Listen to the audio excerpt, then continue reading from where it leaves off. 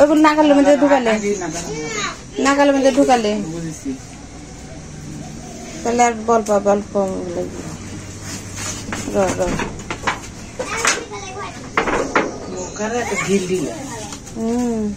সেখানে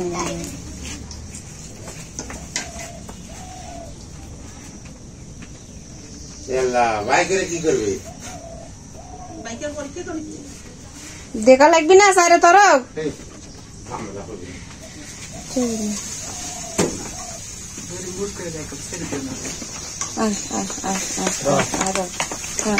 আস্তে আস্তে যাও যা বাইরে যা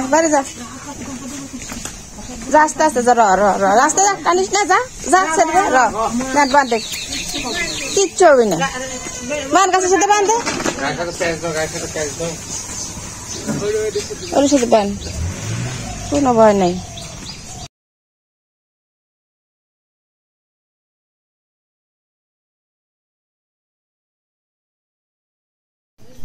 আসসালামু আলাইকুম প্রিয় দর্শক বিন্দু, আজকে আপনাদের এই যে ষাঁড় গরুটা দেখানোর চেষ্টা করতেছি।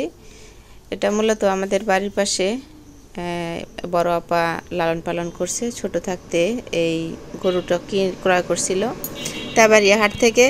তো এই গরুটা বিক্রি করবে, সেজন্য আমি আপনাদের মাধ্যমে তুলে ধরলাম। মূলত আমার এই বড় আপার স্বামী অসুস্থ, খুবই অসুস্থ, সেই জন্যে গরুটা লালন পালন করা খুব সমস্যা হয়ে গেছে। সেই জন্যে আমি আমার চ্যানেলের মাধ্যমে আপনাদের কাছে তুলে ধরলাম। যারা এই ষাঁড় গরু ছোট আকারের 2026 সালে কোরবানি উপলক্ষে লালন পালন করবেন, তারা এই গরুটি নিয়ে পালন করতে পারেন, এবং যারা কোরবানির জন্য নেবেন তারাও ছোট থেকে নিয়ে পালন করে কোরবানি দিতে পারেন।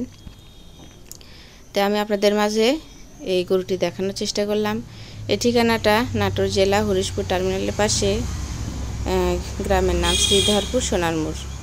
এই গরুটির দাম চাচ্ছি আমরা 1 লক্ষ টাকা। যদি কোনো আগ্রহী ক্রেতা থাকেন তাহলে স্ক্রিনে দেওয়া নম্বরে যোগাযোগ করবেন। ধন্যবাদ।